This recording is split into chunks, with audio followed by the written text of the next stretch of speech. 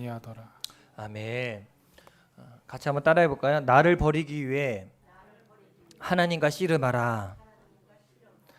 새해 첫 주 첫 예배라 어떤 말씀을 전해야 또 올 한 해 살아가는 힘을 얻을까 고민하는 중에 무엇보다도 우리가 하나님의 은혜를 받고 살아야 되지 않겠습니까? 그러기 위해서는 나를 버려야 됩니다. 어떻게 나를 버려야 되냐면 하나님과 씨름해야 됩니다. 여러분, 우리는 삶에 있어서 무엇이 힘이 있는지 잘 압니다. 세상에서 뭐가 제일 힘이 있을까요? 세상 사람한테 물어보세요. 권력. 근데 돈이 가장 힘이 있는 것 같아요. 그래서 사람들이 돈의 위력을 알기 때문에 돈을 벌려고 그렇게 애를 씁니다. 또 권력의 힘을 알기 때문에 권력을 얻기 위해 국회의원 되기 위해 또 대통령이 되기 위해 저 같으면 그렇게 욕하고 막 그러면 아예 치사해서 안 해, 그러고 안 할 것 같아요. 아직은 권력 욕심이 없는 것 같아요. 근데 그럼에도 불구하고 사람들이 그렇게 욕을 하고 해도 끝까지 하려고 그러는 이유가 있어요. 왜요? 권력이 힘이 있기 때문에. 지식의 힘이 크다는 것을 알기 때문에 자녀들이 좋은 대학에 가기를 원하고 그렇게 여러 가지 돈을 써가면서 안간힘을 쓰는지 모릅니다. 저희 아이들은 이제 학비가 별로 안 나갑니다. 학원을 안 보내기 때문에. 근데 얼핏 들어보니까 중학생만 돼도 한 달에 애들 학원비가 돈 100만 원 이상씩 나간다고 해요. 별로 안 아시는구나. 다 그렇게 하시나 봐요. 왜 그렇게 열심히 가르치고 배우게 할까요? 지식의 위력을 알기 때문에. 그런데 중요한 것은요, 사람들이 이런 현실적인 힘은 알고 있는데 눈에 보이지 않는 영적인 힘에 대해서는 잘 모른다는 겁니다.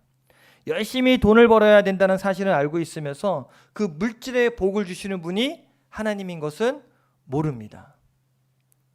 하나님이 안 보이기 때문에. 권력이 있으면 좋은 걸 알면서 그 권력을 주시는 분이 하나님인 것은 모릅니다. 지난주에 묵상하신 분은 알겠지만 이 아수르의 사네립 왕이 기억하세요? 예, 지가 잘난 줄 알고 그렇게 기세등등했었는데 사실 하나님이 그 아수르의 사네립 왕을 사용하신 거거든요. 도구로 쓰신 거예요. 근데 지 잘난 줄 알고 막 하니까 하나님이 어떻게 했습니까? 반란을 일으키게 해서 그 사람을 꺾어버립니다. 이방 민족의 왕도 그 권력도 누가 주시는 겁니까? 하나님이 주시는 겁니다. 그래서 시편 127편 1절 2절에 좀 글씨가 작게 나왔지만 같이 한번 읽어볼까요? 시작. 여호와께서 집을 세우지 아니하시면 세우는 자의 수고가 헛되며 여호와께서 성을 지키지 아니하시면 파수꾼의 깨어 있음이 헛되도다.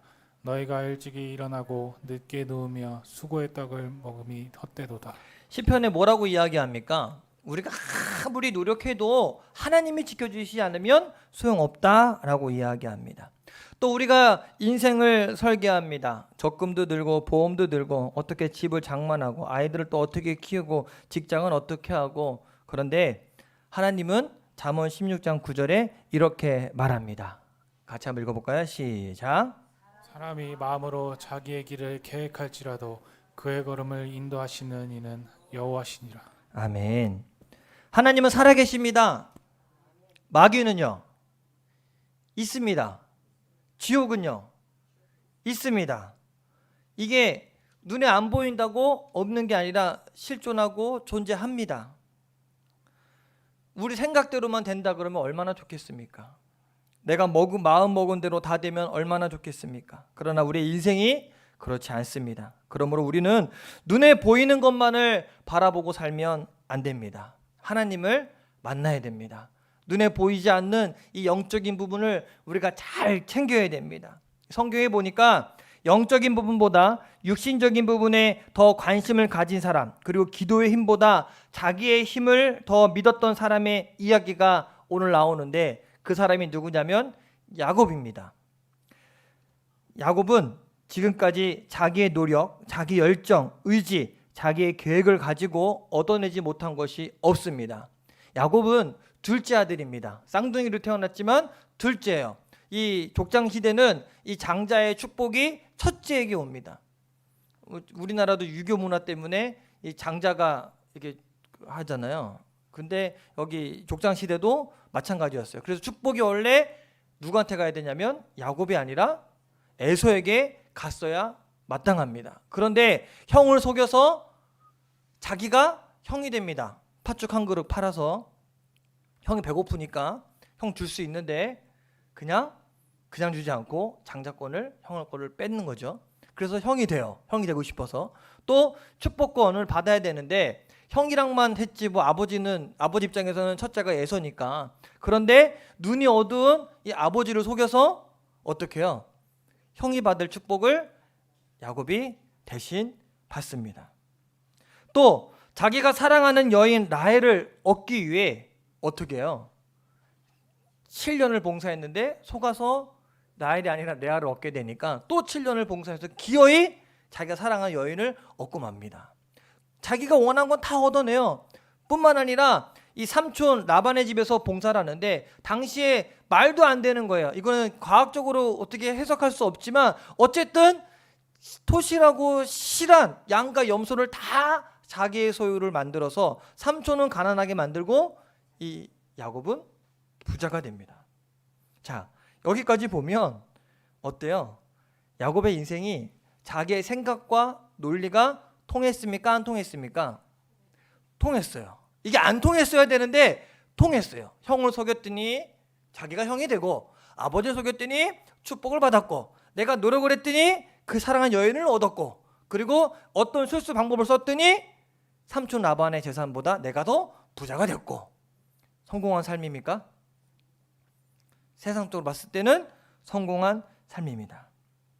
통할 수 있다고 생각했기 때문에 이 야곱은 요령을 부렸고 장교를 부렸습니다. 그는 하나님의 이름을 부르긴 했어요.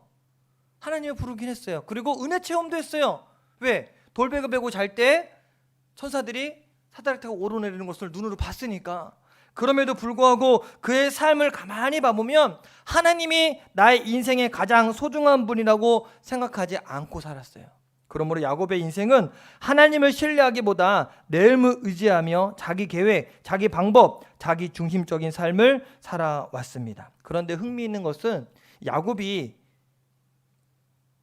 이 방법대로 사는 동안 자기만 잘 됐으면 그냥 끝났으면 다행인데 자기는 잘 됐지 모르지만 다른 사람들에게 상처를 주고 피해를 줍니다.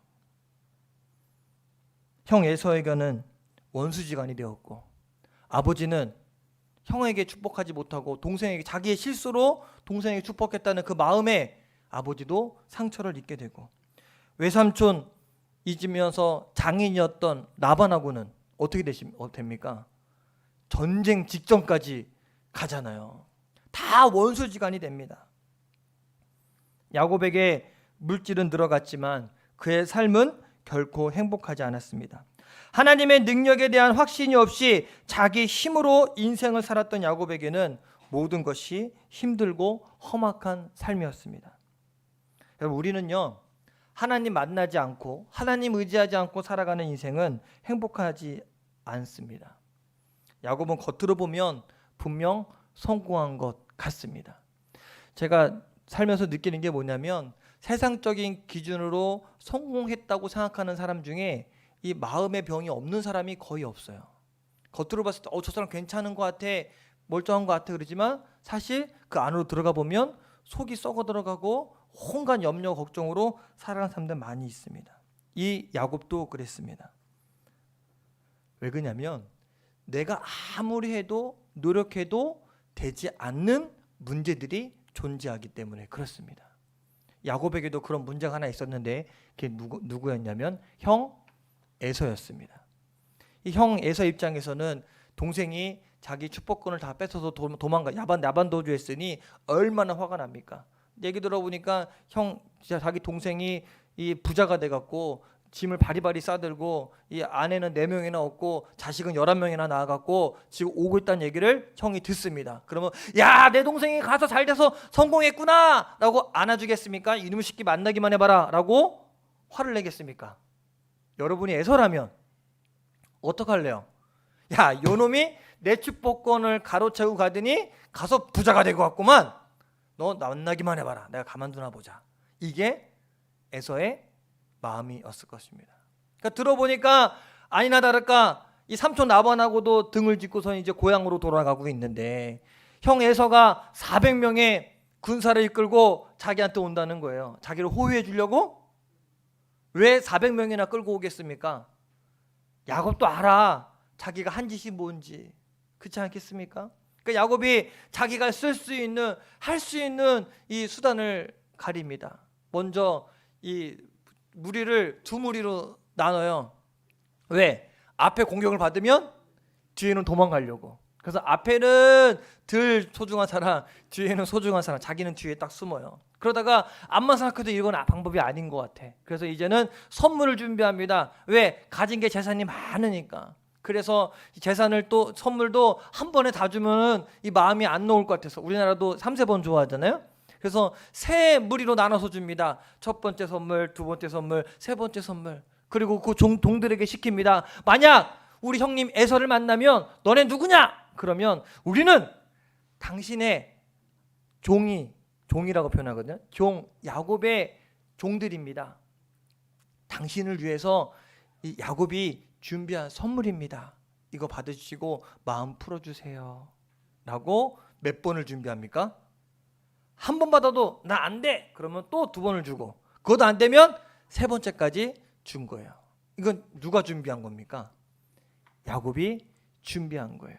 이때까지만 해도 자기는 자기 처자식과 함께 같이 있었어요. 근데 곰곰이 생각해 보니까 안 될 것 같아. 자기가 에서라도 그 선물 3번 받은 걸로 용서가 될 것 같지 않아요. 그러니까 밤에 잠을 자다가 도저히 잠이 오지 않아요. 그래서 밤에 깨갖고 자기 처하고 자기 첩하고 자식들을 다 깨웁니다. 그리고 짐을 싸갖고 강 건너가서 너네 먼저 가라고 보내요. 혹시 형 에서가 화나서 선물 받고도 안 풀렸던 그 마음이 자기 제수씨들하고 조카들 보면 마음이 녹지 않을까라는 마음에 다 먼저 보냅니다. 그리고 야곱 자신은 야복 나루터에 혼자 남게 됩니다.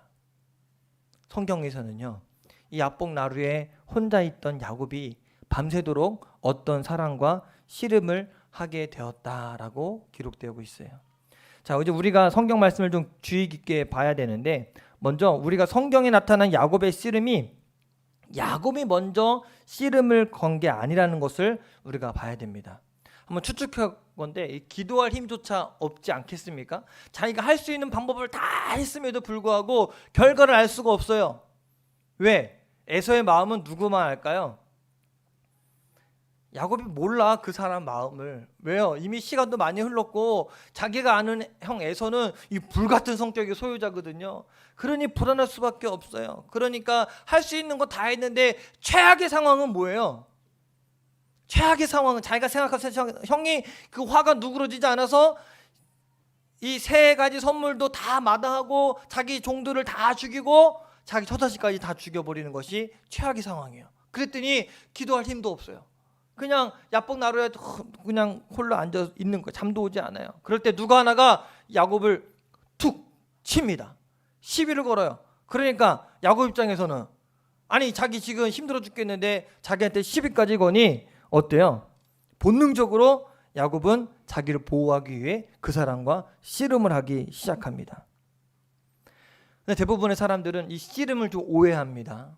야곱이 하나님 붙잡고 막 씨름해서 내가 힘을 다해서 어떻게든 넘어뜨리려고 해갖고 씨름해서 이겨서 복을 받았다라고 생각해서 우리가 착각하고 있는 게 내가 철야 기도하고 내가 기도 열심히 해서 하나님을 내가 꺾어야겠다라고 기도하면 응답될까요? 기도하지 말라는 얘기는 아닙니다. 분명 알아야 될 거 뭐냐면 야곱이 하나님을 찾아간 것이 아니라 하나님이 야곱을 찾아왔어요. 오늘 24절을 한번 같이 보겠습니다. 시작. 야곱은 홀로 남았더니 어떤 사람이 날이 새도록 야곱과 씨름하다가. 왜 하나님이 야곱에게 씨름을 걸었을까? 왜? 하나님의 야곱에 대한 기대가 있어요. 그렇죠? 그래서 환상을 보게 하셔서 사닥다리를 천사가 사닥다리 오르내리는 것을 보게 하셔서 야곱이 베델이라고 이름까지 지어주고 또 산 가운데 그래도 하나님이 계속 도와주셔서 잘 살게 했잖아요. 깨닫길 바랬어요. 내가 너와 함께 한다는 사실을. 마치 교회 열심히 다니지만 그럼에도 불구하고 변화되지 않는 그냥 자신만을 위해 살아온 그런 사람과 마찬가지인 것 같아요. 이런 야곱을 바라보고 이 야곱을 변화시키기 위해 하나님이 직접 개입하기 시작하셨습니다.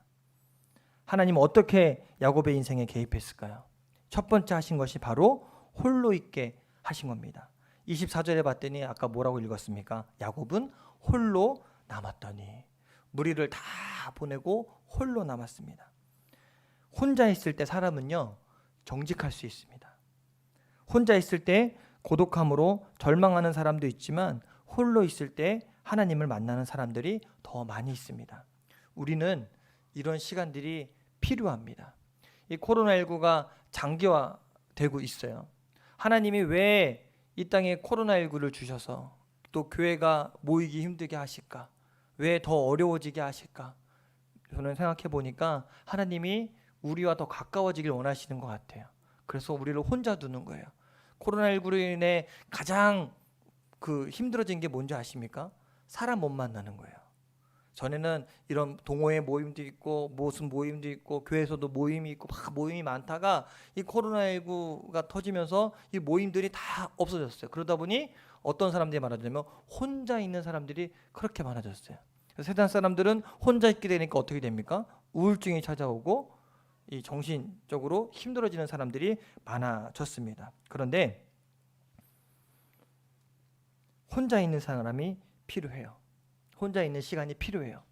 또 어떤 사람은 혼자 있는 시간이 없는 사람들이 있습니다. 늘 일 속에, 늘 사람 속에 있는 사람. 아침부터 저녁까지 사람들 틈에 끼어 삽니다. 그렇다 보면 어떻게 됩니까? 다른 사람들 눈치 보게 되고 그 사람들을 자꾸 생각하게 되고 그러다 보니 정신이 거기에 가다 보면 하나님 생각하고 하나님 바라볼 시간이 거의 없게 됩니다. 그러므로 우리는 이렇게 혼자만의 시간, 그런 시간이 반드시 필요합니다. 야곱의 삶이 그랬거든요. 늘 바빴습니다. 일 속에 있었고 사람들 속에 있었어요. 그런 하나님은 야곱을 야복 강가에 혼자 있게 했습니다. 그리고 그 밤에 하나님은 야곱에게 싸움을 걸어온 것입니다. 그리고 이 싸움이 시작되었어요. 이 야복이라는 뜻이 있는데, 강의 이름의 뜻이 있는데, 이 야복은 자신을 비운다, 털어놓다라는 뜻을 갖고 있어요.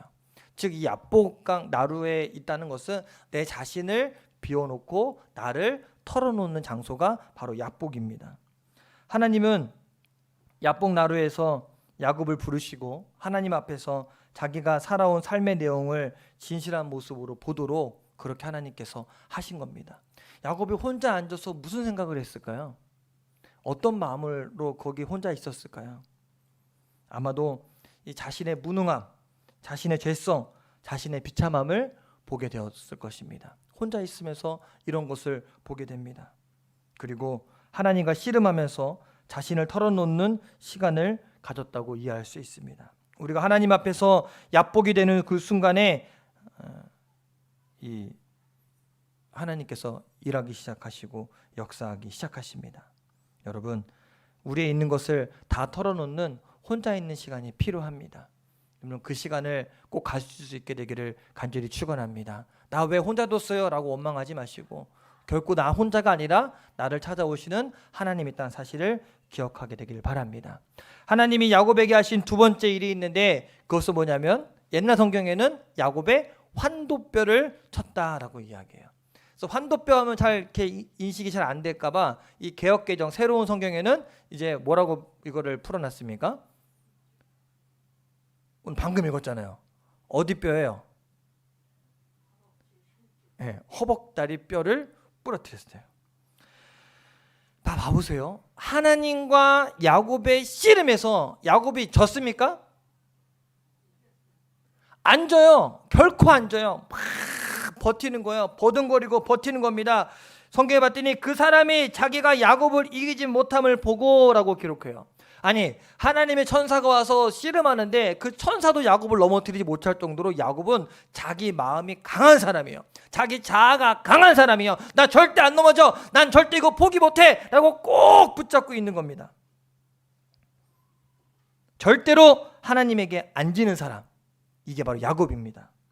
얼마나 고집이 센지 모르면. 그러므로 하나님이 야곱의 환도뼈, 허벅다리뼈를 치셨습니다. 하나님은 야곱의 그 강한 자아를 깨트리기 위해 그 허벅다리뼈를 치셨어요. 이 환도뼈, 이 허벅다리뼈는요, 이 엉덩이뼈하고 이어진 부분이에요. 여기를 쳐서 부러지면 사람이 못 걸어요. 걸을 수가 없어요. 힘을 쓰는 가장 중요한 부분입니다. 하나님이 환도뼈를 치자 어떻게 됐습니까? 자빠졌어요. 넘어졌어요. KO가 됐습니다. 하나님은 이 환도뼈를 치심으로 야곱에게 가르쳐주기 원한 것이 있어요. 그것이 뭐냐면 내 힘으로 어쩔 수 없다. 자기 힘이나 노력으로 안 되는 것을 보게 한 겁니다. 지금까지 야곱은 자기 힘으로, 자기 노력으로 모든 걸 했었는데 이제 그것이 소용없다는 것을 알게 하게 하시려고. 말하자면 야곱은 지금까지 하나님을 신뢰하기보다 어떻게 해볼 수 있다는 자기 중심의 삶을 살아온 것입니다. 그런 야곱의 허벅다리뼈가 부러졌다는 겁니다. 여러분, 우리는 어떻습니까? 힘들고 어려워도 그냥 내가 할 수 있다는 의지로 살아가십니까? 하나님이 우리의 마음을 꺾으시려고, 내 고집을 꺾으시려고 할 때 나는 그럴 수 없어요 라고 버팁니까? 야곱의 이 허벅다리뼈가 부러지고 나자 이제 더 이상 씨름도 싸움도 아닙니다. 뼈가 부러졌는데 무슨 씨름을 하겠습니까? 26절 말씀을 같이 한번 보겠습니다. 시작. 그가 이르되 날이 새려하니 나로 가게 하라. 야곱이 이르되 당신이 내게 축복하지 아니하면 가게 하지 아니하겠나이다. 자, 여기 보니까 나를 축복하지 아니하면 당신을 갈 수 없습니다. 자, 지금은 이제는 싸우고 발버둥 치는 게 아니라 지금 뭐 하고 있습니까? 매달리고 있어요. 붙잡는 거예요. 자기가 환도뼈 부러지자마자 이거는 그냥 사람이 아니라 하나님이구나. 이제는 내가 내 의지로 살 수 없구나.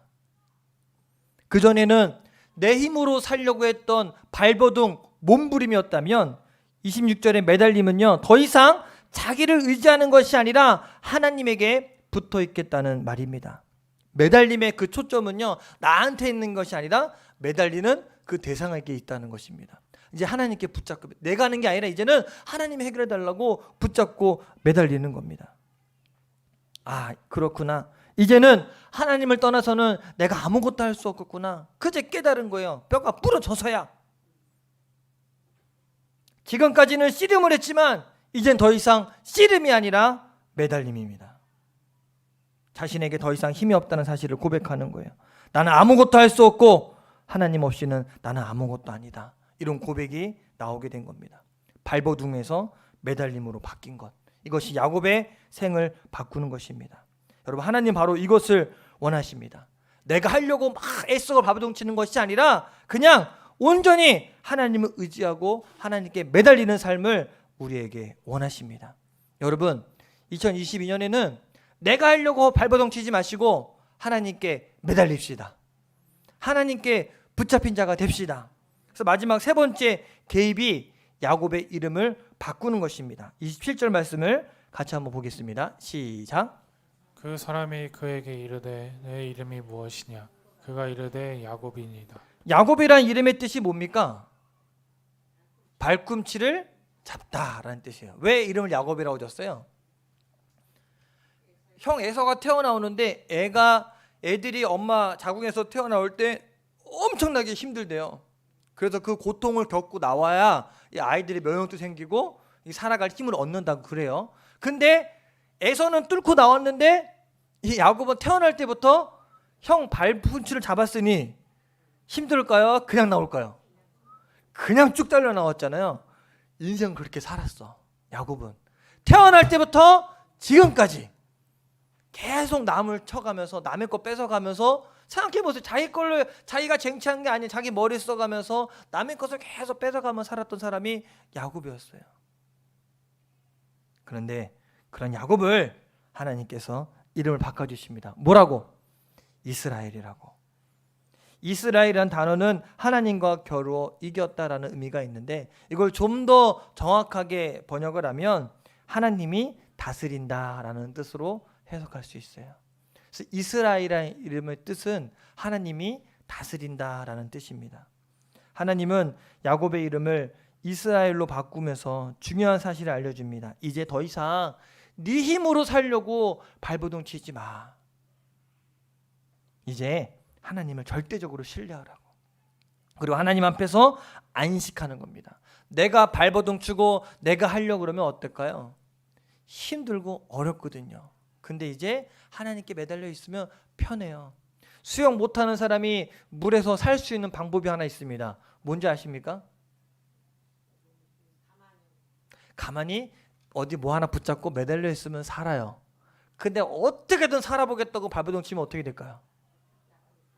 기운도 빠지고 물에도 빠집니다. 근데 우리가 인생을 그렇게 살아가는 경우가 종종 있어요. 하나님은 우리가 그냥 하나님 붙잡고 하나님께 매달려 살아가길 원해요. 그렇게 살아가길 원해요. 근데 우리가 자꾸 착각하는 거예요. 내가 어떻게 할 수 있을 것 같아서 그냥 발버둥 치고 힘 빠지면 빠져 죽는 것도 모르고.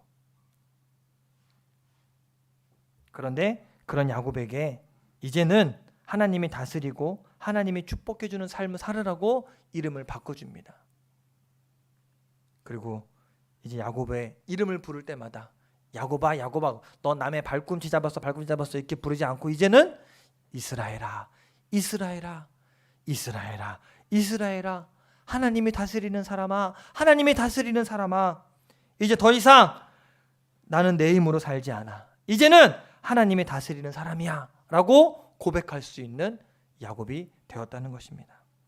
그러므로 야곱은 육신적인 이름이라면 이스라엘은 영적인 이름이라는 것입니다. 이런 드라마틱한 이 사건을 통해서 하나님은 야곱에게 하나님에게 항복함으로 승리하는 비밀을 가르쳐 주기를 원합니다. 그러므로 여러분 우리가 하나님을 향해 진심으로 주님 도와주세요 나 좀 도와주세요 라고 매달리면 그때부터 놀라운 영적인 승리가 주어질 것입니다. 이거는 예수 안 믿는 불신자들에게는 절대 알 수 없는 놀라운 비밀입니다. 우리에게 있어서 가장 중요한 싸움이 무엇입니까? 바로 내 고집을 꺾는 겁니다. 자기를 버리는 것이 가장 중요한 싸움입니다. 왜 기적을 경험하지 못합니까? 자기 때문입니다. 혹시 여러분들의 환도뼈, 이 엉덩이뼈는 어떻습니까? 하나님이 칠 때까지 기다리겠습니까? 스스로 그냥 부러뜨리는 게 낫겠습니까? 여러분 지금까지 야곱은요 하나님 앞에 서지 않았어요. 늘 바쁘다고 핑계대고 하나님을 피했습니다. 그런 야곱을 하나님이 찾아온 겁니다. 여러분 우리도 이 핑계 저 핑계 대지 마시고 하나님 앞에 무릎 꿇고 나아가시게 되길 간절히 축원합니다. 그럼 하나님이 우리에게 말씀하실 거예요. 발버둥 치지 마. 내게 매달려. 내가 네 삶의 주인인 것을 인정해. 그리고 항복해. 여러분 이 말을 들었을 때 아멘! 내가 주님께 매달리겠습니다. 주님 나를 지켜주옵소서 라고 붙잡는 저와 여러분들에게 간절히 축원합니다. 그러므로 지금 우리에게 이 야복 나루터가 필요합니다. 하나님 앞에 혼자 앉는 시간이 필요합니다. 그리고 하나님 앞에서 야복해야 됩니다. 내 자신을 내려놓아야 됩니다. 환도뼈가 부러져야 하고 이름을 바꿔야 됩니다. 야곱의 문제는 형 에서의 문제가 아니라 자신의 문제였어요. 이후의 이야기를 우리는 압니다. 이 사건이 일어난 다음에 어떻게 됐습니까? 400명의 군사를 끌고 온 에서가 야곱을 다 죽였습니까? 아니에요.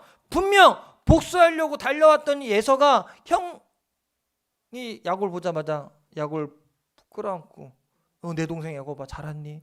그리고 400명의 군사가 이 야곱의 소유와 그 종들을 다 보호하면서 자기 고향으로 가게 됩니다. 하나님이 하시니까 말도 안 되는 일이 자기 눈앞에서 벌어지게 된 것입니다. 여러분 우리에게 문제는 환경도 아니고 가난도 아니고 질병도 아닙니다. 문제는 우리 자신 스스로가 이스라엘이 되지 못한 것입니다. 우리 자신이 하나님이 다스리는 자가 되지 못한 것이 문제인 겁니다. 여러분 2022년 야복 나루터에서 우리의 삶이 시작되기를 간절히 축원합니다.